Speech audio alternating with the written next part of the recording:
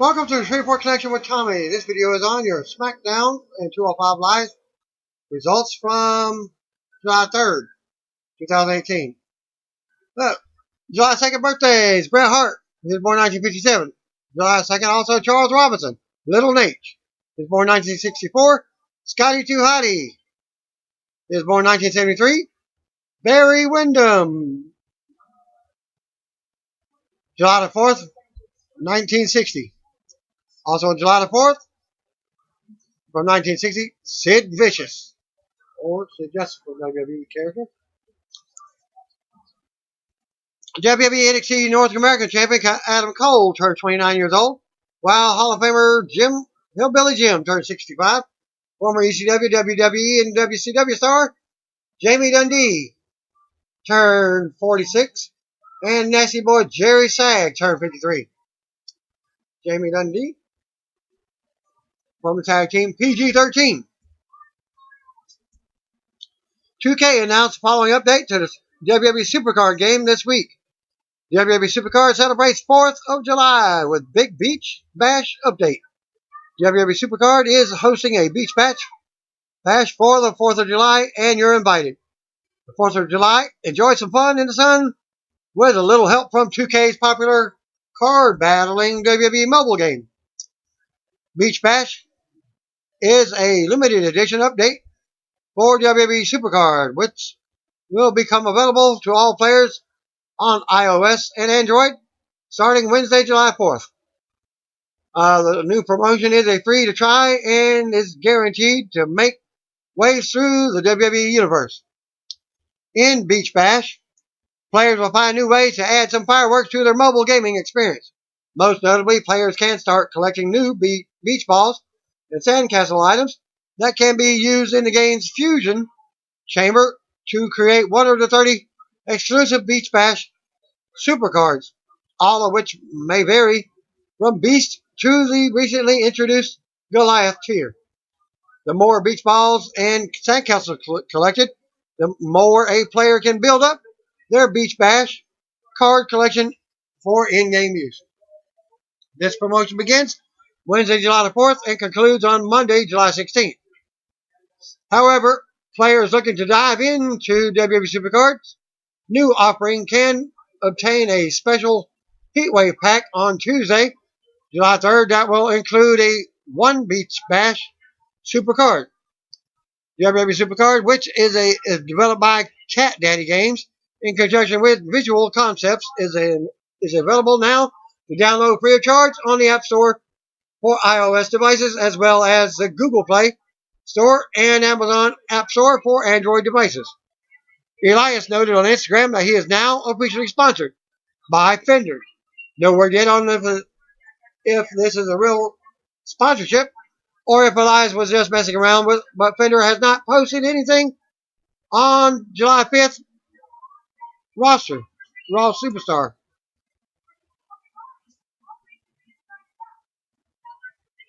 Roster, as he posted the following: at Fender knows the rest of the world knows, officially sponsored, official guitar brand of Elias, hashtag Redondo. Former WWE superstar Enzo Amore was recently a guest on the Steve Austin show. During his conversation with Stone Cold, Amore discussed the moment he decided to leave professional wrestling. Amore, whose real name is Eric Arndt, was released by WWE in January due to a sexual assault allegations against him. In May, it was announced that no charges will be filed against Amore following the police investigation. Amore revealed it wasn't this situation that made him want to pursue a different career, but rather a moment of clarity during a hospital stint. Amore said that the moment he realized he wasn't long for the professional wrestling business. This could end today. This could end tomorrow. You just don't know, Amore said. I asked myself, what are you going to do when you are going to finish wrestling? When this is over, do you want to be that corporate guy, sucking dick and making rounds, saying hello to everybody and drinking coffee? You can't put a cubicle on Enzo, but you can't put a cubicle around Eric Arndt.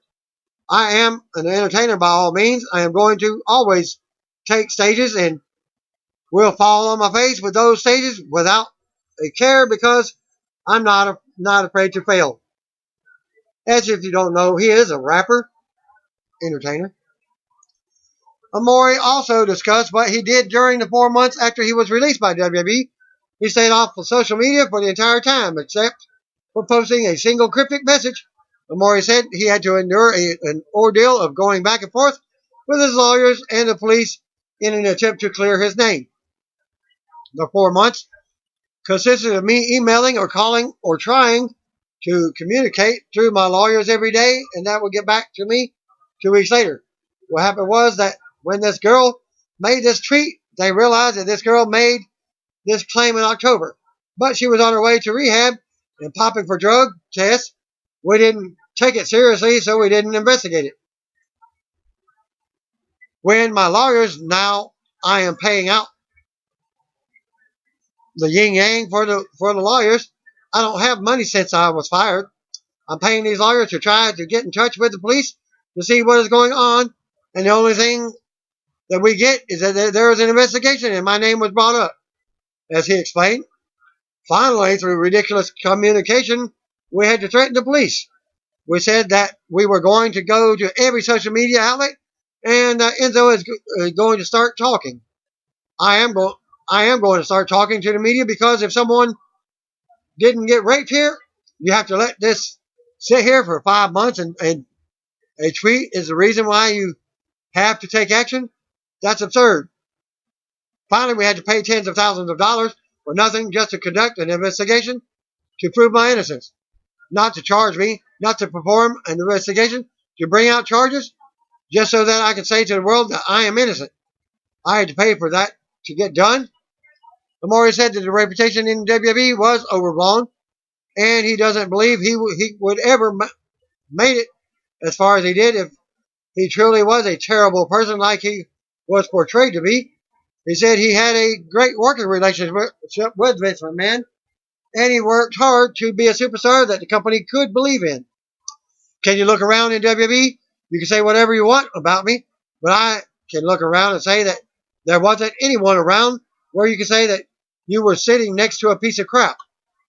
There wasn't anyone in that locker room that was not a good human to get to the point that because you don't make it to WWE with that present day structure and the corporate world of Fortune 400 business to get a piece of crap who gets more airtime on TV than any other individual. Amore said.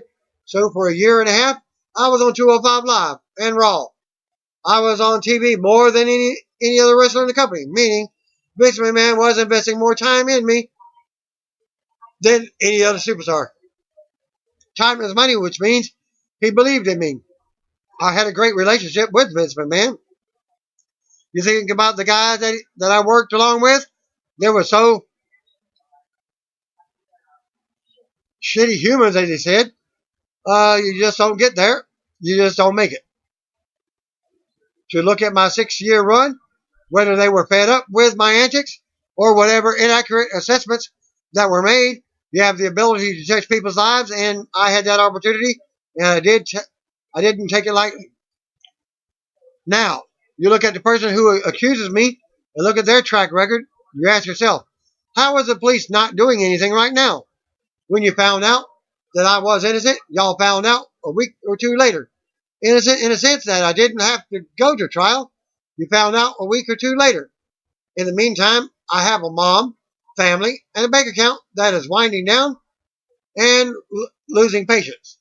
People and fans are losing patience. In the meantime, I am doing the smartest thing I can do is be social media silent for 4 or 5 months because I knew that when I did speak up, that it was going to be in an extreme manner.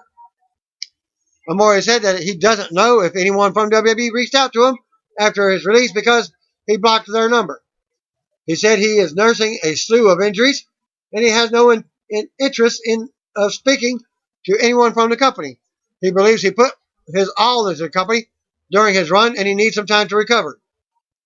I couldn't tell you if WWE has tried to reach out. I blocked every number I had 203 in it. Straight up. I couldn't go back anyways.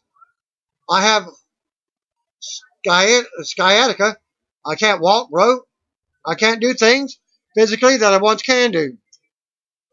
Getting to the end there, heading to WrestleMania, I was saying to myself that I wasn't sure that I could make it to WrestleMania. I wasn't even sure that I could make it to the Royal Rumble, he said.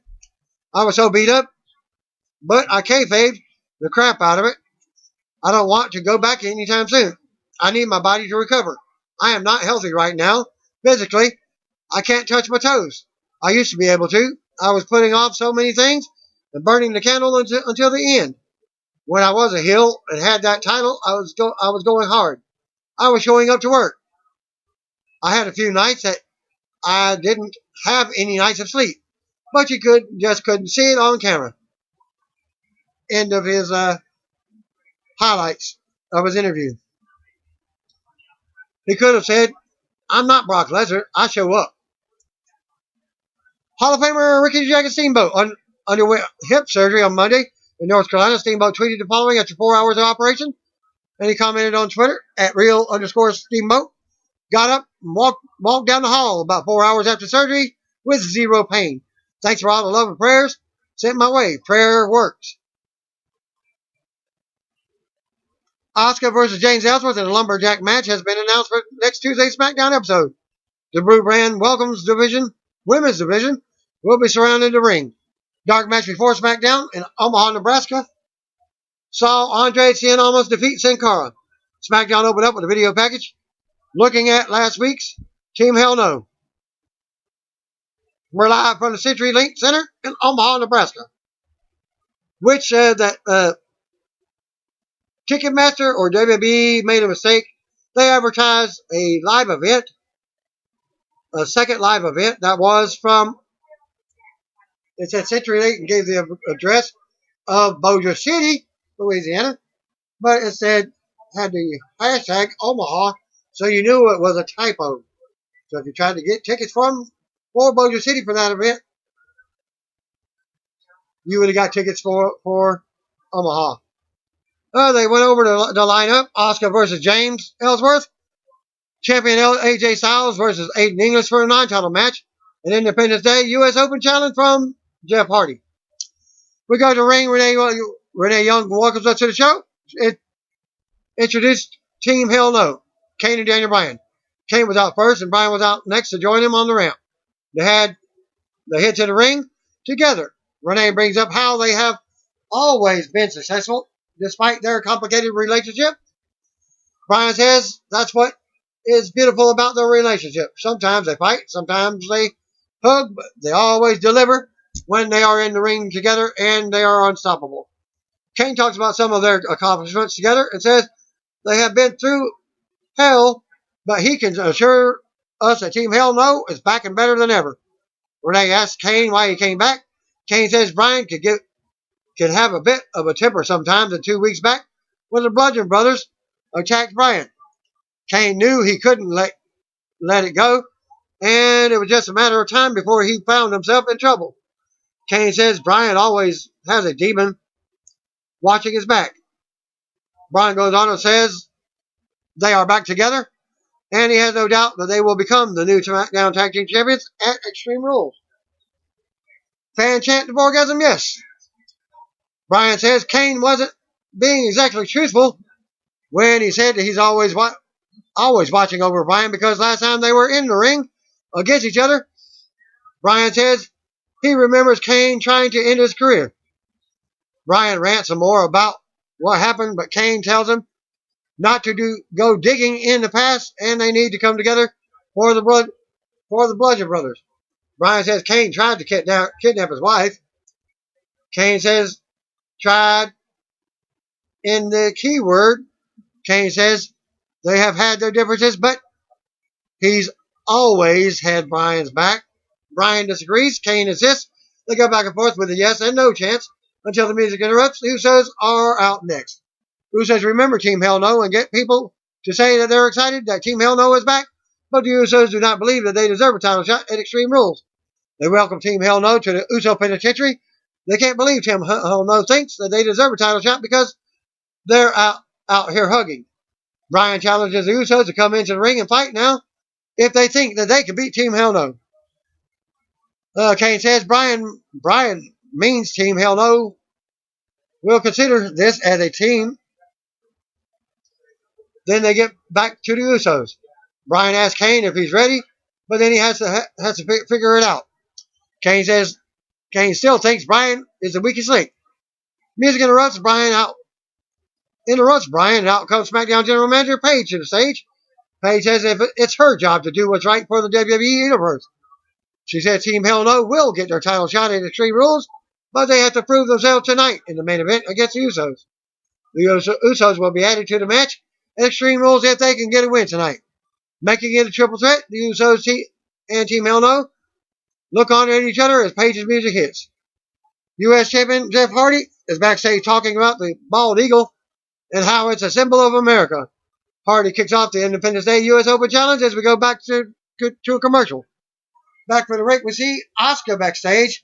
She says it doesn't matter who she faces, men or women. They all feel the pain because no one is ready for Asuka, even James Ellsworth. Independence Day U.S. Open Challenge for the U.S. Champion, for the U.S. title, Miz versus Hardy. We go to the ring. Out comes U.S. Champion Jeff Hardy. Hardy waits for his mystery opponent. Out comes Miz to answer the open challenge. Miz makes his way out. We get formal ring introductions from Greg Hamilton. Hardy starts rallying the crowd as the bell rings. Miz strikes first, beats Hardy down. Miz takes it to the corner and then to the ropes. Hardy counters a hip toss, hits a jawbreaker. Miz blocks the twist of fate, but misses in the corner. Hardy goes to the top, but Miz cuts him off and climbs up. Miz goes for the superplex, but Hardy fights him off. Hardy sends Miz to the mat. Hardy looks to hit the Swanton bomb, but lands on his feet instead as Miz rolls to the floor for a breather. We go to commercial. Back from the commercial, and Miz stands tall over Hardy as some fans boo. Hardy fights off of a shot in the corner and looks to make a comeback. Taking Miz to all four corners and smashing it in his face, Hardy keeps control and gets a delete chant going. Miz drops Hardy with a knee and then kicks him in the face for a 2 count. Miz keeps Hardy grounded now as the fans chant for the champ. Hardy fights up and out of a hold, but Miz keeps him locked in, taking him down to one knee with a knee to the back. Hardy looks to make a comeback as the fans pop. Hardy with an inverted atomic drop and a low drop kick for a 2 count.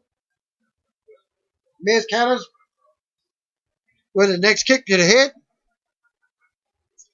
Hardy sends Miz out of the ring to the floor. Hardy runs the ropes and sends Miz into the barrier.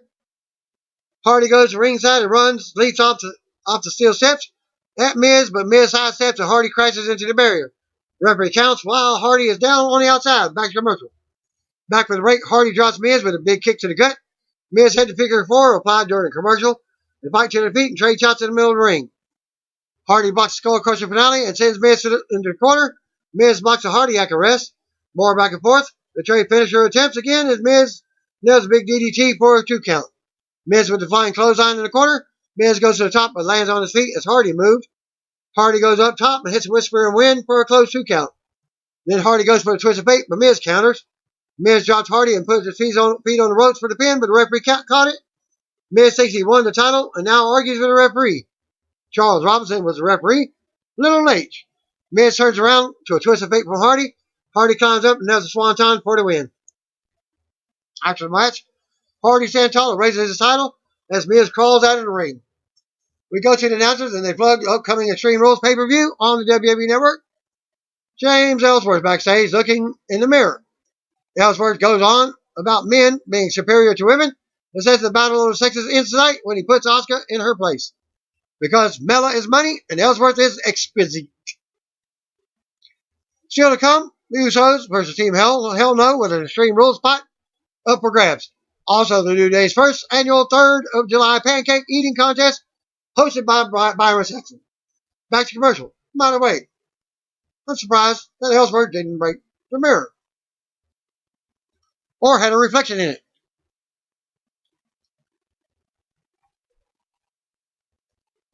Okay, back from the commercial. Saxton is in the ring for New Day's first annual 3rd of July pancake eating contest. Saxton says the New Day wanted to give us something special with this. We see a patriotic looking table with in the ring with 3 places set up. Saxon introduces the New Day, and out comes Kofi Kingston, Big E, and Xavier. Saxon goes over the rules, and we have a referee to make sure no one cheats.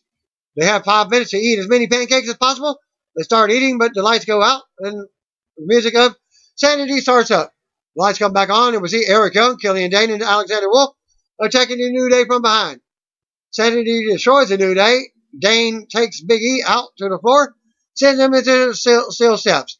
Dane tosses Big E over to announce the table next. Dane flattens Kofi on the floor now. Young holds Woods in the ring as Dane and Wolf stand at the table and back up. Dane and Wolf hold Woods down on the table as Young goes to the top and puts Woods through the table with a big elbow drop. Sanity's music hits as they taunt the New Day and stand tall. The winner of the pancake eating contest, no contest, but in my opinion, I think it was Big E.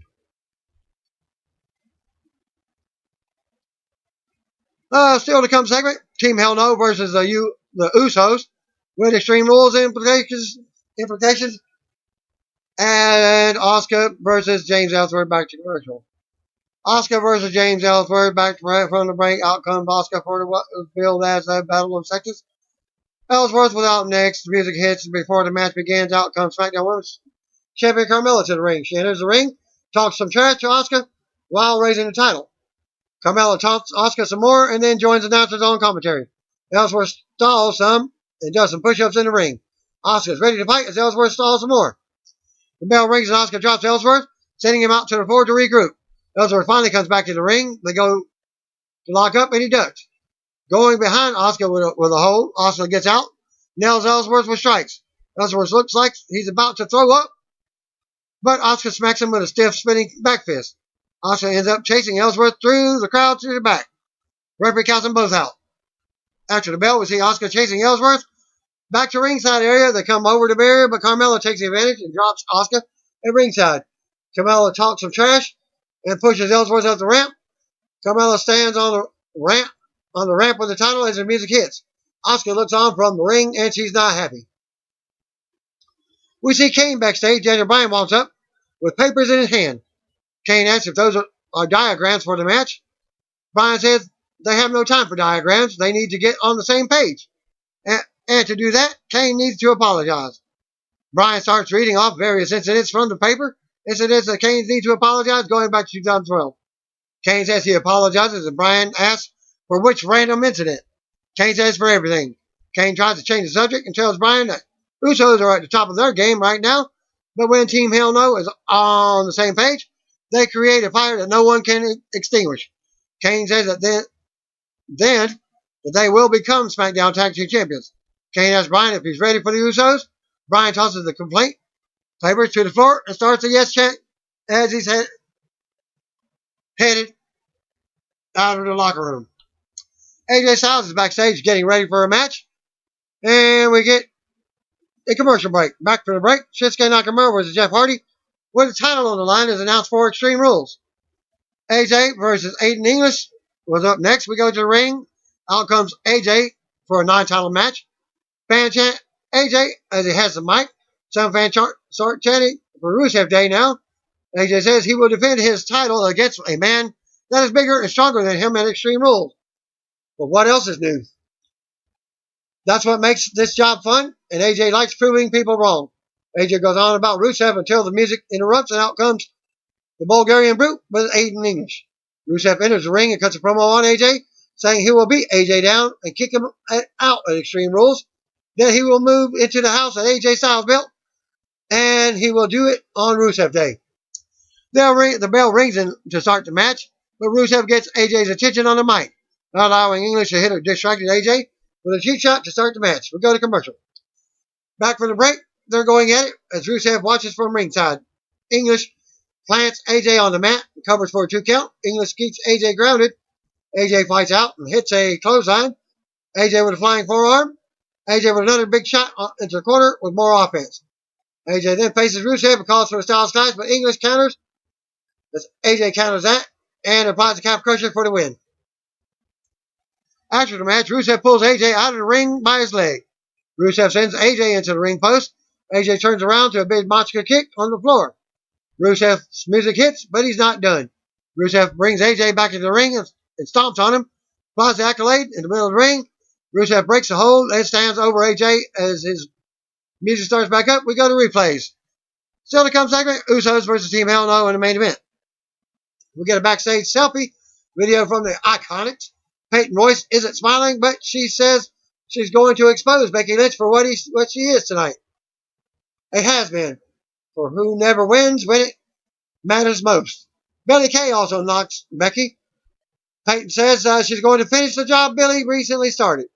Peyton is going to beat Becky first, but first she's going to hurt her. If that will make Peyton smile. And the match is next. Back to commercial. James Ellsworth and Carmella backstage walking when Paige walks up. Paige announces Ellsworth versus Asuka in a rematch for next week. This will be a lumberjack match, but it's SmackDown Women's Division surrounding the ring. Becky Lynch versus Peyton Royce was up next. We go out to the ring. Peyton Royce looks on as Becky wraps up her entrance. Billie Kay was at ringside. Bell rings and Peyton goes right to work. Becky counters a shot and sends Peyton to the mat. Billie tries to interfere, but Becky rolls Peyton up for a 2 count. More back and forth as Becky goes to the top, but Billie runs the interference again. Peyton crosses Becky and drives her into the mat from the top for the 2 count. Peyton works Becky around now and knocks her back down as Billie cheers her on. Peyton with an abdominal stretch. Now a some fan chant for Becky. Becky breaks it, but Peyton keeps control and uses the ropes. Peyton with another submission on the mat. Becky fights up and rolls Peyton for a 2 count. Peyton with a headbutt, but Becky fights back. Becky ends up hitting the Exploder suplex for more back and forth action. Becky with a kick to the jaw. Becky runs into Boots in the corner. Peyton with a knee strike to the face. Peyton scoots Becky on her shoulders, but Becky rolls her up and turns that into a disarmer submission for the win. After the match, Becky celebrates as the music hits. Tom leads us to a video from Shinsuke Nakamura with a reaction to the title shot from Jeff Hardy at Extreme Rules. Nakamura wonders why Hardy paints his face. Is he a clown or is he ashamed? Nakamura says he will strip away everything Hardy has at Extreme Rules, including his pride and his title. Usos versus Team Hell No main event. We go to ring for tonight's main event. Out comes the Usos first. They will earn a spot in the tag team title match at Extreme Rules if they can win this match. Tom leads us to a break with an exclusive scene from The Rock's upcoming Skyscraper movie. Back for the break, Kane is out first for Team Hell No. Bryan was out next. Jimmy Uso starts off with Bryan as they go back and forth. Bryan with a surfboard submission on Uso. Kane tags in and delivers a big boot. Kane works over Uso in the corner and stomps away. Bryan comes back in for a quick double team. Jimmy pushes Bryan back into the corner and in comes Jey Uso. They double team Bryan, but Kane is able to tag back in. Kane unloads on Jey and drops a leg. Jimmy comes off the top, but Kane grabs him by the throat. Kane sends both opponents out of the ring. They beat on Kane on the floor, but Bryan comes to make the save. They drop Bryan at ringside and go back to double teaming Kane. The Usos stand tall in the ring as we go back to commercial. Back from the break, Bryan unloads on Jimmy in the ring. Bryan with a corner drop kick and more kicks in the corner as the fan chant yes with him. Bryan takes Jimmy to the top and hits Hurricane Rana. Bryan with more yes kicks. Uso ducks a kick and sends Bryan to the apron. Bryan hits Jey. Jimmy sends Bryan off the apron to the floor as the referee counts. Jey tags in, clotheslines Bryan on the floor. Jey brings him back into the ring and keeps control on Bryan. Jimmy tags back in and hits Rikishi Umaga splash in the corner.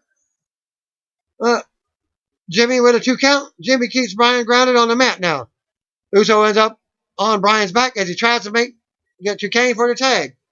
Uso sends Bryan's back to the mat. Jey tags in and goes up top. Then comes flying down with a chop as his brother holds Bryan. Jimmy tags back in as the Usos keep Bryan grounded near their corner. Jimmy and Bryan end up both going down after colliding in midair. Kane and Jey tag in at the same time. Kane floors Jey with a big boot, then side slam out of the corner. Kane with a 2 count, and Jimmy breaks it up. Kane drops Jimmy with an uppercut. They trade drop kicks to Kane on the floor, but he's still standing. Jey runs the ropes for a dive, but Kane just sends him into the barrier. Jimmy runs the ropes, but Kane blocks him with a right hand at the ropes. Kane comes back in, but the choke slam is blocked. Jimmy tags in, and they hit a double super kick to Kane. Kane goes down again for a close 2 count. Jay tags in. Usos both go to opposite corners for the big double splash on Kane. Buddy blocks it and grabs them both by their throats. Kane pushes Jimmy into a knee strike from Brian. Kane then hits the chokeslam on Jay and covers for the pinfall. Team Hell No wins, and it stays a single tag team match. After the match, Kane's music hit as Team Hell No stands tall. Music stops and Brian tries to get Kane to do the yes chant. Fans join in as Kane starts finally doing it. Brian's music hits, and as they hug, as the celebration continues. Music interrupts again, and SmackDown Tag Team Champions and Bludgeon Brothers come out to the stage, and some fans boo. Rowan Harper stands tall on the stage and stare back at Team Hell No in the ring, and SmackDown goes off the air. Then we go to 205 Live results. They recap how we go to tonight's Buddy Murphy versus Mustafa Ali in an ODQ match. Next week, we have Cedric Alexander versus Hideo Itami for the Cruiserweight Championship. Vic Joseph, Percy Watson, and Nigel McGuinness. Desmond Wolf from TNA. As we get our first match, TJP heads out to the ring with a mic, says Drake Maverick has chosen an opponent for him tonight and plans on giving him what he wants tonight. TJP notes that he is not in the main event or wrestling for the title and is currently in the middle of nowhere. He trashes Nebraska a bit before finding out Noam Dar is his chosen opponent. Dar has been out since December with a knee injury. So we get TJP versus Noam Dar. TJ tries for an early strike, but doesn't have much luck. As Dar is able to stun and drop TJ, lands on a big jumping knee strike to the jaw, covers, and we're already done. Total Diva Steps on Twitter. Welcome back at Noam Dar. Winner of the match, Noam Dar by pinfall. Backstage, Drake Maverick claps and smiles at Dar's victory. Recap looking back to 4 months ago when Buddy Murphy and Mustafa Ali battled, with Ali picking up the victory. Fast forward to 2 months ago when Murphy was able to pick up a win against Ali. So they're 1-1. This is a rubber match. Backstage, Murphy gets prepared for his match as he says he's the juggernaut, and if it wasn't for Ali, he'd already be the champion. With no rules in tonight's match, he plans on putting Ali in the hospital. Backstage, TJP with quite the mark on his face from Dar's attack looks pretty mad about what just happened. Josh Fender tries to get a word from him, but he just walks past her as he heads right out of the building. Akira Tozawa versus Jason Strife. Enhancement talent. Before the match can get going, Leo Rush makes his way out to the ring. Tozawa with a stiff jab, stomps in the corner, and finishes with a senton splash. He takes a look over at Rush as Strife gets in some offense, a couple of strikes. Goes for a second rope moonsault, nobody home. Shining Wizard by Tozawa, spinning kicks as he heads up to the top rope. Senton splash, looks over at Rush before hitting the cover for the 1, 2, 3. At WWE, what goes up must come down. The winning streak continues for at Tozawa Akira. Hashtag 205 Live. After the match, Rush on the mic wonders what Akira Tozawa has been doing since he was the champion. He embarrassed for Tozawa with just waiting around for his next shot. Rush says he doesn't wait for shots, he calls his shots. And says when Tozawa is ready, he should step up to Rush. In the locker room, Ali says Buddy Murphy is indeed a bad dude and has the size and strength to throw anyone around. Tonight, there are no rules, and that makes Murphy even more dangerous. But that's okay, because he runs towards danger, not away from it.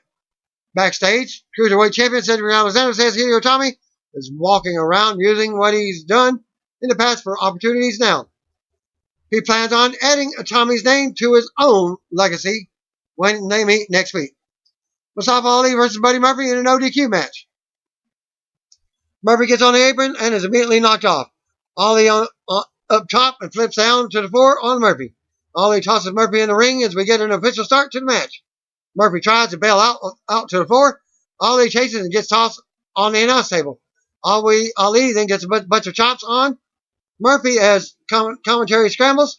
Murphy gets sent out out to the crowd. Ali on the barricade and hits a nice crossbody. Comments for Total Divas Hips. At Mustafa Ali, welcomes Buddy Murphy to this no DQ match. Murphy recovers and lands a kick to the back. Both make their way to ringside. Ali up on the barricade. Murphy stops and tosses Ali to the metal ramp. Then hits a suplex on the ramp. Both make their way to the ring, but it gets counted up. And that concludes my results for my WWE main event, 205 Live and SmackDown. Thanks again. See you one more. If you don't know, just call me, brothers and sisters.